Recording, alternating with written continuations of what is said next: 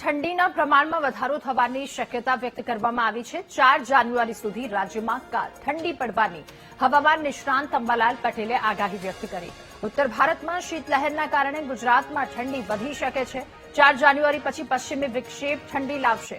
11 જાન્યુઆરીથી હાડ થીજવતી ઠંડી પડવાની શક્યતા તેમણે વ્યક્ત કરી છે, તો 18 થી 21 જાન્યુઆરી પશ્ચિમી વિક્ષેપ આવતા રાજ્યનું હવામાન પલટાશે। 24 જાન્યુઆરીથી રાજ્યમાં ઠંડીનો ચમકારો અનુભવાશે, અંબાલાલે કહ્યું।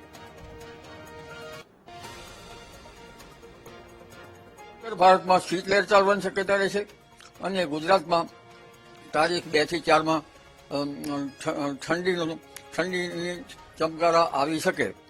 તારીખ 11મી જાન્યુઆરીએ પણ ઠંડીનો ચમકારો આવે અને હાથ ધ્રુજાવે। પણ ઉલ્લેખનીય છે કે તારીખ 18 થી 21માં પુનઃ પશ્ચિમ વિક્ષેપની શક્યતા રહેતા લગભગ વાદળવાયુ અને ક્યાંક હવામાનમાં પલટો આવે અને તારીખ 18 બાદ ઠંડીના ચમકારા પણ વધે। તારીખ 24 જાન્યુઆરીમાં પણ ઠંડીના ચમકારો વધે। એટલે હવે ધીરે ધીરે જાન્યુઆરીમાં ઠંડો રહેશે। જાન્યુઆરી માસમાં પણ ચારા ઉતાર જોવા મળશે અને વાદળવાયુના પશ્ચિમ વિક્ષેપના કારણે લગભગ જાન્યુઆરી માસમાં હવામાનમાં વારંવાર પલટા આવતા જશે।